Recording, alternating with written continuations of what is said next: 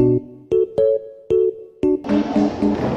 ngayon na tayo ay nasa ikalawang pagkakala, pag-uusapan natin ang tungkol sa mga contemporary issue at kung paano bumuo ng batas at patakaran ang pamahalaan upang matugunan ito. Pero, para mas maunawaan ninyo, magkakaroon tayo ng isang performance task na tinatawag na pagtugon sa mga contemporary issue, isang simulasyon ng pagpapasya ng pamahalaan. Ngunit bago tayo magsimula, nais ko munang marinig ang mga kanya-kanya ninyong opinion at ano sa tingin ninyo ang mga maghihilayin natin sa aktibidad na ito. And ano ba ang gusto ninyong matutunan? Miss Angelina, nais ko namin malaman ang mga contemporary issue at ang proseso kung paano ba gumagawa ng batas or polisiya ang mga opisyal na gobyerno. Okay, tama. So ngayon, naghanda ako ng ating learning objectives na dapat nyo matugunan sa inyong performance task. So ito ang ating learning objectives. Pakibasa ito ng sabay-sabay. Learning objectives. Matukoy at may kaliwanag ang mga isyu na hinaharap ng gobyerno sa kasalukuyan. Makabuo ng isang resolusyon batay sa ebidensya at logika ng pangangatuwiran. Maipakita ang epektibong pakikipagtulungan sa pamamagitan ng pagpaplano at debate. So, upang mas lalo natin maunawaan ang paksang ito, magkakaroon tayo ng isang simulation activity kung saan kayo mismo ang gaganap bilang isang mga opisyal o gobernador. Magpaplano, magde-debate, at gagawa kayo ng resolusyon para sa isang mahalagang issue, ang climate change policies. So ngayon, narito ang mga hakbang para sa ating simulation activity. So una, bumuo kayo ng grupo ng magsisilbing sektor ng lipunan, executive, legislative, at civil society. So ano nga ba ito? Ang executive ay nagmumungkahi ng mga patakaran. Ang legislative naman ay susuri at tatalakayin ang mga ito at bago pag-ipahid. At ang civil society ay magbibigay ng opinion at reaksyon bilang tinatawan ng mamamayan. Ngayon, ang pangalawa, susuriin ninyo ang isang napapanahong issue, magpapasa ng resolusyon batay sa ebidensya at ipapaliwanag ang medical na patayan ng inyong desisyon. Ang pangatlo, sa huli dapat kayo magkasundo sa isang solusyong pinaka-makakabuti sa lahat. Ngayon naman, nagbibigay ko kayo ng papel at ipapaliwanag sa inyo kung paano mag-evaluate ng inyong performance. Please get one minute.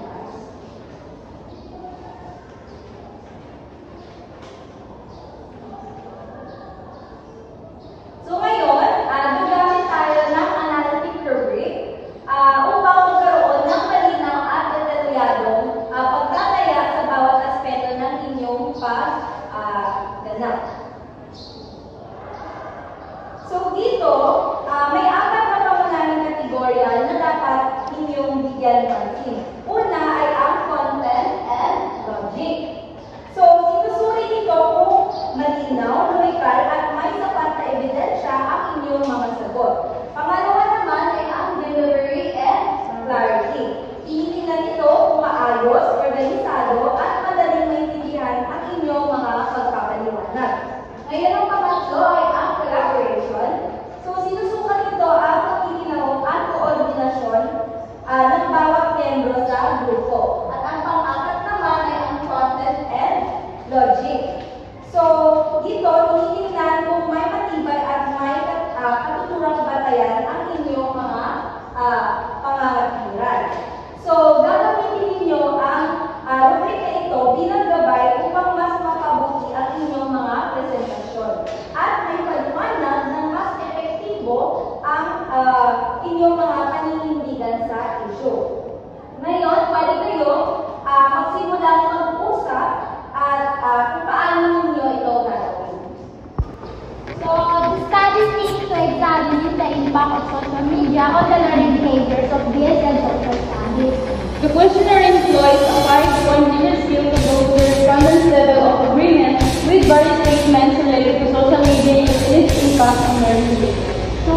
practice learning theory. According to this theory, learners develop knowledge by engaging with their surroundings and peers.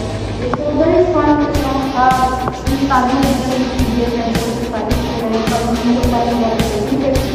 specifically for the second also during the academic year. So the explanation of working with the ensures that all your content.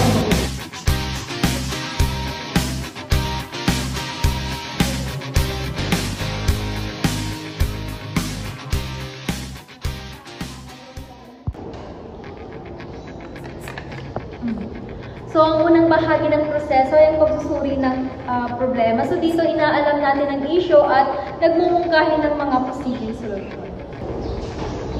Ngayon ay magsisimula na tayo sa ating unang hakbang, ang pagsusuri ng problema at paghahanda ng mga mungkahing solusyon. Ano ang iyong mga panukala tungkol sa isyong climate change?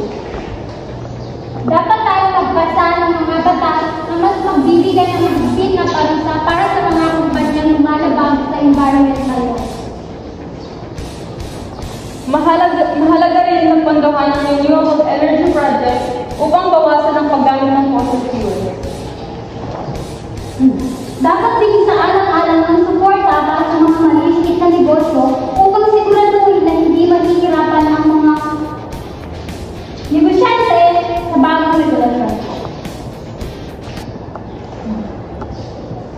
So, ang pangalawang bahagi ng proseso, sa dito pinagtatalunan ng mga opisyal kung alin ang pinakamainam na hakbang bago tuluyang ipasa ang batas. Pagkaman mahalaga ang renewable energy, paano natin matitiyak na makikinabang ang lahat ng sektor ng lipunan? Mas dapat natin unahin ang pagdadaan ng mga pondo sa mga disaster risk preparedness kaysa sa bagong mga pinapatupad na batas na mahirap naman patupad. Kung pagsasamahin natin ang dalawang mungkahi, maaaring magkaroon tayo ng balancing solution. So, ito ang huling yugto kung saan tinatapos at pinagpatibay ang solusyon. Matapos ang masusing deliberasyon, isinasaalang-alang natin ang lahat ng pananaw at napagkasunduan na ang pinakamainam na hakbang ay ang pagpapatibay ng Mandatory Renewable Energy Act of 2024. Isang batas na naglalayong palakasin ang paggamit ng renewable energy upang mabawasan ang pagsalin sa fossil fuels at maprotektahan ang ating kalikasan para sa hinahan.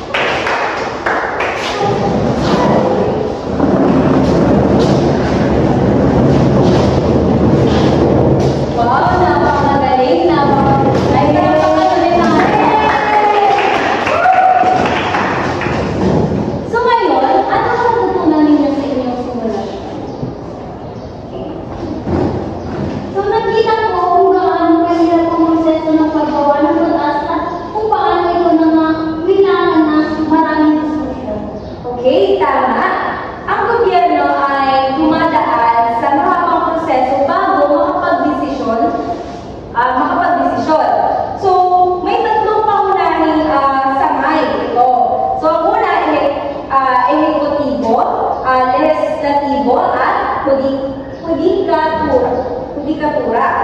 So, na may kanya-kanyang tungkulin sa pagpapatupad at pagsusuri ng mga batas. So ngayon, gamit ang rubric na ipinaliwanag ko kanina, nasusuri natin ang inyong performance.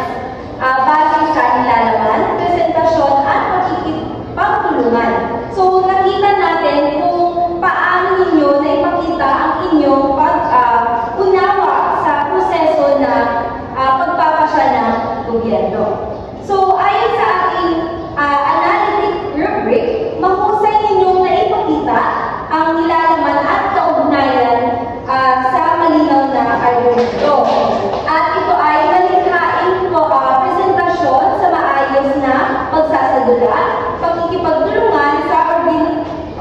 organisadong diskusyon at